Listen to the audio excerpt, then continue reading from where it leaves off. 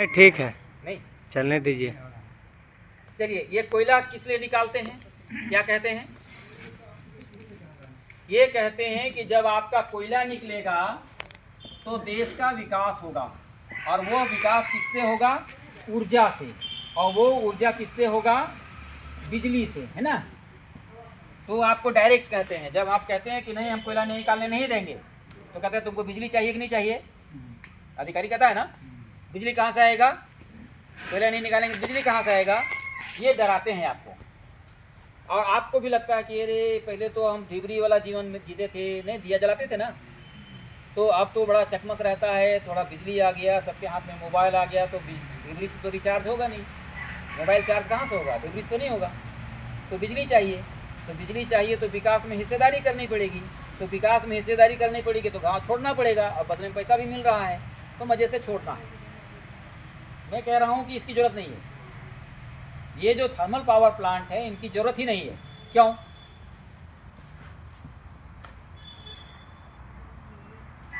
आप भारत सरकार के सड़क मंत्रालय का आंकड़ा देख लीजिए। भारत सरकार का जो सड़क मंत्रालय है उसका आंकड़ा करता है कि भारत में जो सड़कों की लंबाई है, सभी सड़कों की, ग्रामीण सड़क, शहरी सड़क, राज्य की सड़क, नेशनल हाईवे, है ना, पगडंडियाँ जो गांव में जाती हैं, उसका कुल लंबाई है 65 लाख किलोमीटर। आप देख सकते हैं इसको। भारत सरकार के सड़क मंत्रालय का आंकड़ा है कि हमारे देश में जो सड़कों की लंबाई है वो है 65 लाख किलोमीटर, और वही कहता है कि सड़क के दोनों तरफ 10-10 फीट का जो होता है वो उनके बाप का है, मंत्रालय के बाप का है, ठीक है ना। अब मैं कह रहा हूँ कि अगर इस सड़क के दोनों तरफ जो आपकी ज़मीन मानी जा रही है, आपने लेके रखा है, छोड़ रखा है, अगर इस दोनों तरफ सोलर पावर लगा देंगे, ठीक है ना, सोलर पावर लगा देंगे, इस जगह पर सोलर पावर आप लगा देंगे तो क्या होगा? कहता है कि 10 किलोमीटर सड़क पर अगर दोनों तरफ हम सोलर पावर लगाएंगे तो 10 किलोमीटर में 1 मेगावाट बिजली पैदा हो जाएगी। ये सोलर वालों से आप आंकड़ा ले सकते हैं, ठीक है ना। 10 फीट 10 किलोमीटर 10 फीट चौड़ाई में, और किलोमीटर में जब जाएंगे दोनों तरफ तो 20 फीट हो गया। तो 10 किलोमीटर में जो कैपेसिटी होती है वो 10 किलोमीटर में कितना बनेगा? 1 मेगावाट। तो 65 लाख किलोमीटर में अगर हम पूरे देश में सिर्फ सड़क के किनारे इस सोलर का हम प्रयोग करेंगे, अब उसका लाभ और हानि दोनों बताएंगे, तो इस देश में कितना थर्मल पावर, कितना पावर बनेगा? 6,50,000 6,50,000 मेगा लाख 6,50,000 मेगावाट बिजली बनेगी। और इस देश को खपत कितनी है? ऊर्जा मंत्रालय का आंकड़ा देखिएगा तो बहुत ही, जब पीक पीरियड होता है तो अभी सिर्फ 4 लाख मेगावाट बिजली की आवश्यकता है इस देश को, पीक पीरियड में, जो पीक आवर होता है। इसका मतलब क्या हुआ कि अगर हम इस देश के पूरे सड़कों के किनारे किनारे हम ये अगर लगा दें, सोलर प्लेट्स लगा दें, सोलर से बिजली पैदा करें, तो इस देश में 4 लाख की ज़रूरत है, 6.5 लाख पैदा हो जाएगा। तो जो 2.5 लाख बचता है वो इमरजेंसी के टाइम में इधर से उधर जा सकता है। इमरजेंसी कैसा? क्योंकि इस देश में एक ही साथ पूरे देश में बरसात नहीं होती, ठीक है ना। कहीं आज बादल है इस इलाके में तो दूसरे इलाके में तो बादल नहीं होगा, तो वहाँ का सोलर पावर क्या करेगा? वो हमको बिजली देगा, ठीक है ना। तो वो यहाँ से ट्रांसफ़र हो जाएगा, तो ये पूरे देश को हमको बिजली मिल जाएगी। और इस तरह का अगर हम बिजली बनाते हैं तो एक भी गांव, एक भी डिसमिल ज़मीन इस देश के किसानों का नहीं उजड़ेगा, एक भी कोयला खदान की आवश्यकता नहीं पड़ेगी। ये मैं नहीं कह रहा हूँ, ये मंत्रालयों का जब आप स्टडी करेंगे तो पाएंगे। लेकिन सिर्फ कोयला चाहिए ऐसा नहीं है, इस देश में इनको बेईमानी करनी है। ठीक है ना, क्योंकि जब ये सड़क के किनारे बनेगा तो बाबू साहब को कमीशन कहाँ से मिलेगा? एमएलए एमपी को महीना भी तो चाहिए, नहीं चाहिए? कौन देगा? डीसी महोदय को कौन देगा? स्विट्जरलैंड में कैसे पैसा जमा होगा? हाँ, स्विस बैंकों में पैसा भी तो जाना है। तो ये सारा खेल जो है आपकी ज़मीन लूटने का है और भ्रष्टाचार का है। माने एक रास्ता तो मैंने सिर्फ ये बताया सड़क से, और इस देश में आज भी गांव में छप्पर कैसे हैं? ऐसे ना, है ना छप्पर ऐसा? हमारा घर का छप्पर कैसा देखिए यहाँ, कैसा है? स्लोपिंग है ना ऐसा।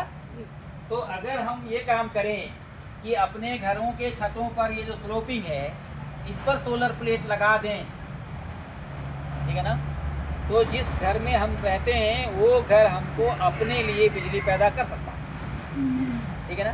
तो हम एक उपाय सिर्फ ये लगाएं कि सभी के घरों में अनिवार्य रूप से सोलर प्लेट अगर लगा दें तो जितनी बिजली की ज़रूरत है हमको इस देश में बिजली मुफ्त में मिलेगी, मैं गारंटी करता हूँ। उसके लिए कोई पैसा देने की जरूरत नहीं पड़ेगी। सोलर प्लेट बनाने के लिए कुछ मटेरियल की जरूरत है, उस पर आएंगे, उस पर आएंगे। तो वो जो है अभी मतलब एक विकल्प कह रहे हैं, और मैं जिस विकल्प की बात कर रहा हूँ वो ऐसा नहीं है कि वो बहुत बढ़िया विकल्प है, उसमें भी खतरे हैं। तो अभी एक कहावत है हमारे यहाँ, कहते हैं कि ना मामा से बढ़िया काना मामा, नहीं कहते हैं कि नहीं कहते हैं? कहते हैं कि ना मामा से बढ़िया कहना काना मामा, ठीक है ना। तो ये जो सोलर का जो विकल्प है वही विकल्प है, ना मामा से बढ़िया काना मामा। हाँ, काना मामा। तो इस काना मामा में जो घाटा है उसको भी देख लेना चाहिए। क्या घाटा है? घाटा ये है कि इसमें जो बैटरी लगता है उसमें भी लिथियम लगता है ना, और लिथियम भी किसी न किसी के खेत से ही निकाला जाएगा, तो उनको भी विस्थापित होना पड़ेगा, विस्थापन का दंश वहाँ भी झेलना पड़ेगा। लेकिन सवाल ये है कि कोयले से जब बनाते हैं, एक कोयला जब एक थर्मल पावर प्लांट, क्योंकि फिर ये लंबा होने जा रहा है, ये थोड़ा लंबा हो जाएगा, आप थोड़ा 5 मिनट और लेंगे, ज़्यादा नहीं। एक थर्मल पावर प्लांट अगर 2000 मेगावाट का थर्मल पावर प्लांट कहीं लगता है ना, तो सुपर थर्मल पावर कहते हैं एसटीपी, तो ये लगभग 100 गांव को उजाड़ता है। 100 गांव विस्थापित होते हैं, ठीक है ना, 100 गांव विस्थापित होते हैं। और जब हम उस लिथियम वाली बात करते हैं तो इतने गांवों में पूरा देश उजड़ बन जाएगा। तो 100 गांव का बलिदान करके हम पूरे देश को सोलर दे सकते हैं। लेकिन अगर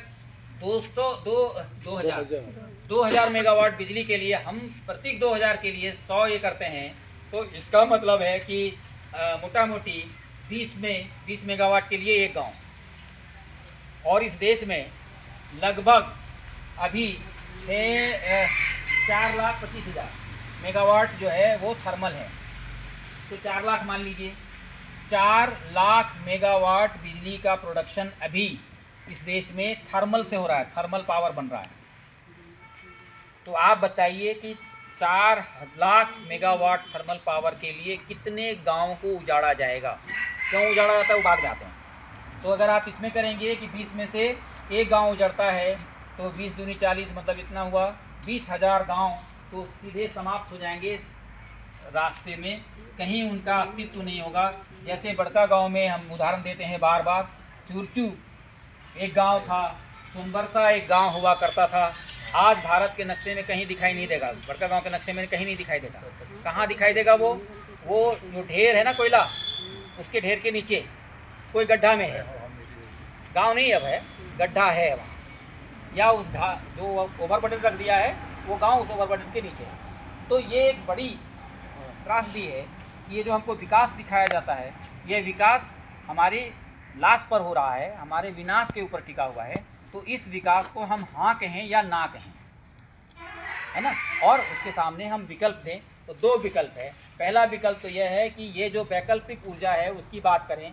दूसरा विकल्प करें कि अगर आपको तब भी लगता है कि हमको यही रास्ता है कोयला निकालने का, कोयले से ही हम करेंगे, तो ग्राम सभा को उसके लिए अधिकार दो। ग्राम सभा को मालिकियत का अधिकार मिल जाएगा। ग्राम सभा अगर मालिक बन जाए तो फिर अपने हिसाब से वो निकालना शुरू करेगा, और जब मालिक बन जाएगा तो अपना दिखाने भी तो लगेगा सोलर वोलर लगा करके ना, कि देखो ये हम सोलर लगाए, तुम्हारी ज़रूरत कहाँ है।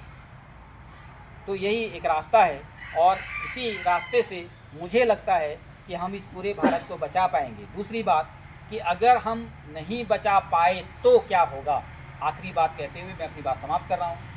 जैसे हमारे बीच में यहाँ साथी बैठे हुए हैं, आज से 20 साल पहले, थोड़ा हाथ खड़ा करिए, कौन कौन साथी बोतल का पानी पीते थे? बोतल में लेकर के 20 साल पहले की बात कह रहा हूँ। जब कहीं जाते थे, किसी के घर जाते थे, तो वहाँ आपको बोतल में पानी मिलता था, 1 लीटर वाला बोतल में। 20 साल पहले नहीं था, बोतल का पानी था। कहाँ पीते थे? कुआं, चापाकल, नदी के किनारे 20 साल चुआ। पहले आप कहीं यात्रा कर रहे हैं, बस कहीं रोक दिया, तो भी कहीं- बाहर निकल करके कोई भी होटल में जा करके पानी मांगते तो उन लोग दे देता। क्यों? क्योंकि पानी का उस समय कीमत नहीं था, ठीक है ना, खरीदा हुआ नहीं था। पानी, इस देश में पानी पिलाना धर्म था। जब भी कोई मेरे घर आता तो गुड़ पानी, जो हमारी क्षमता हो सकती थी, है ना, घर में वो बनाते और कहते पानी, अगर कोई कहता नहीं 1 गिलास पानी दे, खाली 1 गिलास पानी देंगे, सादा पानी देंगे, बेइज्जती लगती थी। क्योंकि मेरे घर आया और सिर्फ हम 1 गिलास पानी दे दें, नहीं, उसके साथ में कुछ पानी के साथ कुछ देने का रिवाज था, ये हमारी संस्कृति थी। लेकिन क्या हुआ, इस विकास ने इस पानी को ख़त्म कर दिया, और अब पानी क्या हो गया? बिक्री की वस्तु।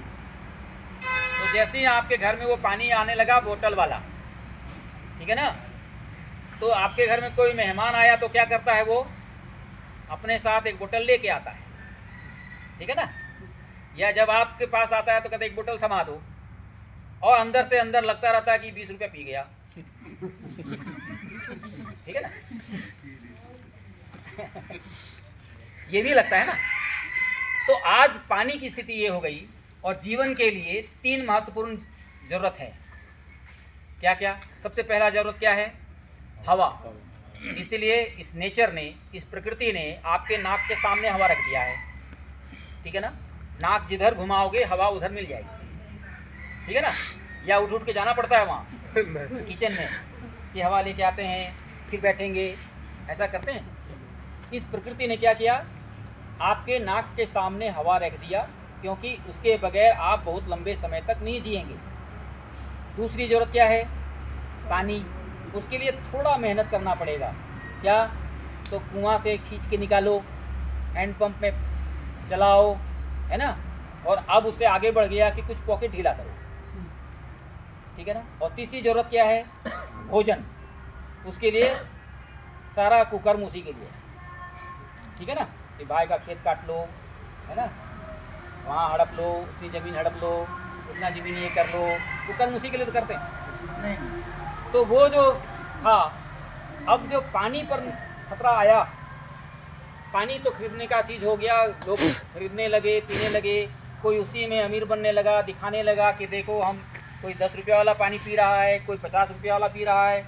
सुना है कि क्रिकेट खिलाड़ी है वो करोड़ रुपया का भी पीता है, पता नहीं क्या है पानी में। पानी तो पानी है ना। लेकिन वो दिखा रहा है, स्टेटस दिखाता है कि देखो हमारे पास इतना पैसा है, इसलिए हम 1 बॉटल जो है 1 लाख का पियेंगे या 2 लाख का पियेंगे, पता नहीं उस पानी में क्या है, पता नहीं। और वो पानी पी के कितना दिन जिंदा रहेगा वो भी नहीं मालूम। लेकिन अब जो खतरा दिख रहा है थर्मल पावर प्लांट्स और इस तरह के जो विनाश का, वो ये हो रहा है कि आपके ये जो प्रकृति ने जो सांस दे रखी है, जो हवा दे रखी है, ये हवा भी खत्म होने जा रहा है।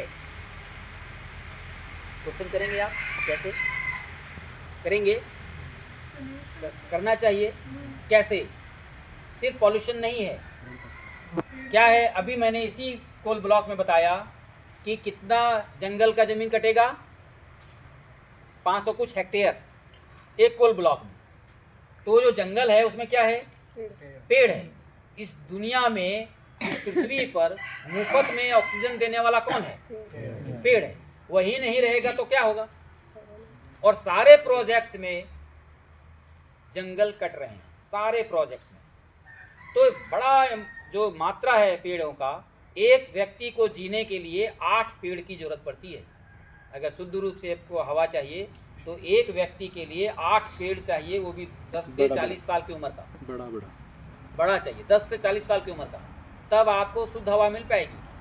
अगर आप करोड़ों पेड़ काटेंगे तो उतने लोगों की हवा तो समाप्त हो जाएगी। तो जितने लोगों की हवा, और आप थर्मल पावर पर देख लीजिए, 1 मेगावाट जब थर्मल पावर बनाते हैं, 1 मेगावाट, तो उसमें जलता है प्रतिदिन का मैं आंकड़ा दे रहा हूँ, प्रतिदिन जलता है 12 टन कोयला।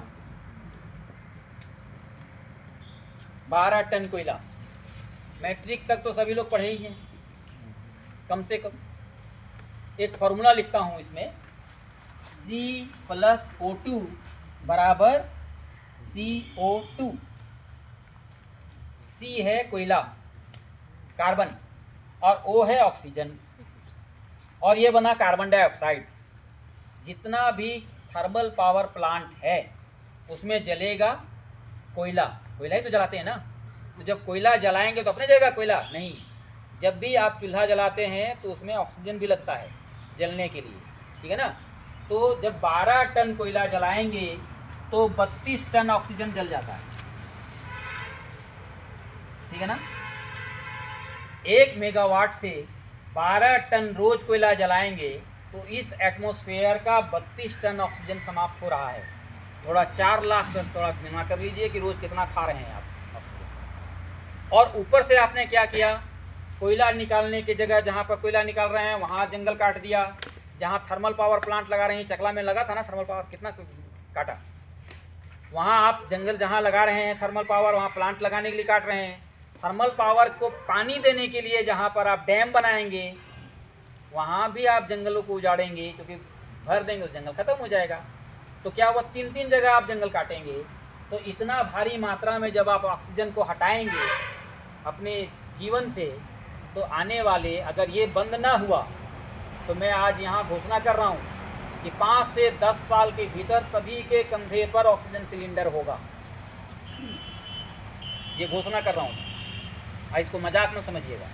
जैसे सबके बोतल, सबके थैले में बोतल है ना पानी का, लेके चलते हैं ना, जब साइकिल से जाते हैं, मोटरसाइकिल से जाते हैं, तो एक पानी का बोतल, तो पानी की जरूरत कभी कभी पड़ता है। इसीलिए तो जब आप कल से चलना शुरू होंगे 5 साल के बाद, तो सबके पीठ पर ऑक्सीजन सिलेंडर होगा एक एक, और सब रोबोट दिखाई देंगे। ये दुर्भाग्य होगा और ये गति आने वाली है, ये दुर्गति होगी। इसीलिए इस विकास को आपको ना कहना पड़ेगा और विकल्प की तरफ जाना पड़ेगा। आज इतनी ही बात करना है। बहुत बहुत धन्यवाद, बहुत देर तक सुना आपने।